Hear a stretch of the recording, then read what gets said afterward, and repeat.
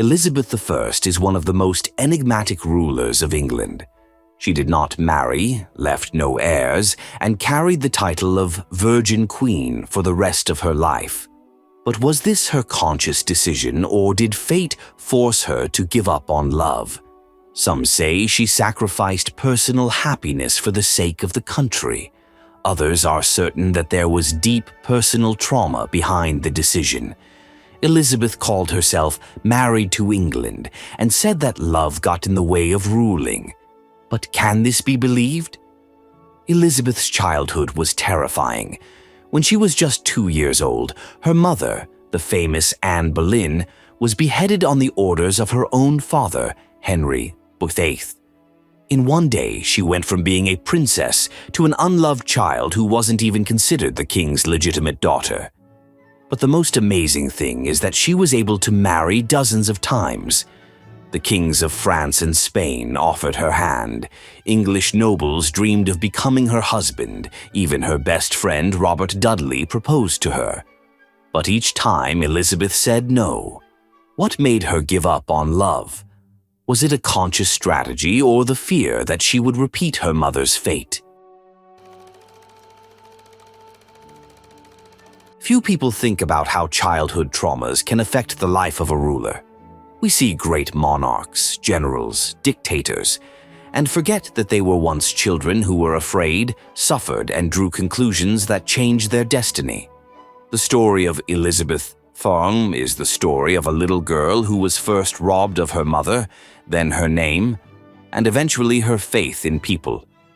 In 1536, her mother, Anne Boleyn, was beheaded on the orders of her own father, Henry VIII.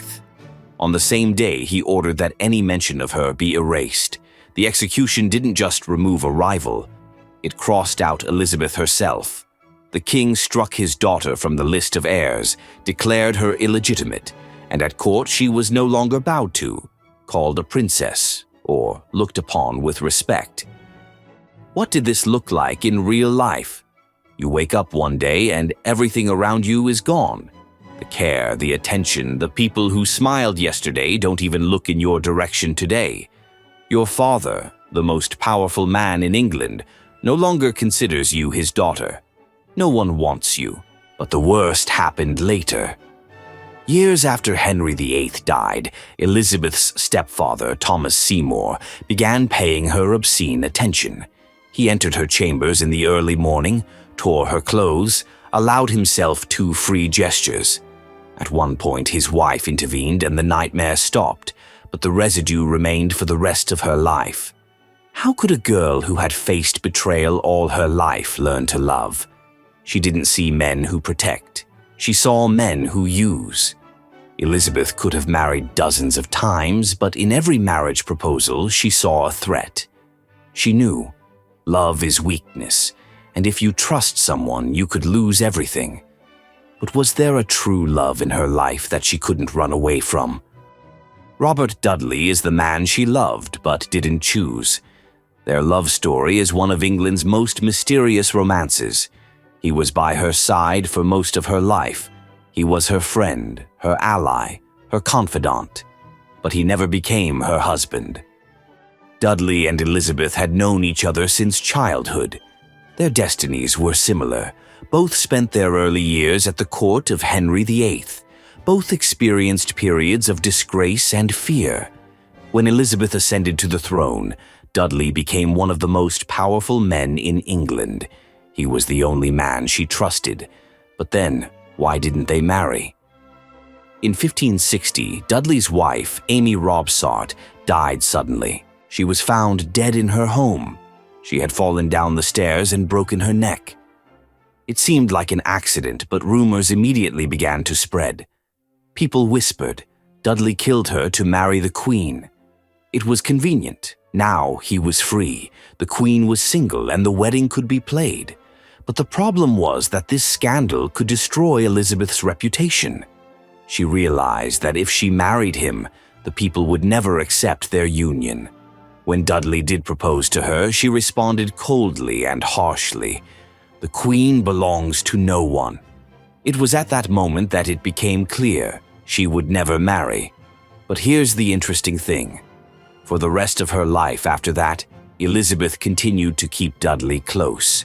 She gave him titles, lands, power, but she didn't give him the most important thing, herself. When Dudley died, Elizabeth kept his last letter for the rest of his life. She called him "My Robin," and is rumored to have cried deeply when she learned of his death. But it was too late. She had made her choice. Marriage for a queen is not just a wedding, a white dress, and a happy ending. It's always a power struggle, especially if you are the ruler of England in the 16th century. Elizabeth knew full well that a wedding could be the beginning of her end. She saw this in the example of her sister, Mary Tudor, later nicknamed Mary of Blood. Mary married King Philip II of Spain. And what happened next? She lost control of her own country. Philip didn't just become her husband, he became the main man in English politics. It was he who persuaded Mary to unleash a brutal persecution of Protestants that caused her people to begin to hate her. Mary thought she was making a dynastic alliance. In fact, she became a puppet in the hands of the Spanish king. Elizabeth saw this and drew her own conclusions. If I marry, I will be ruled.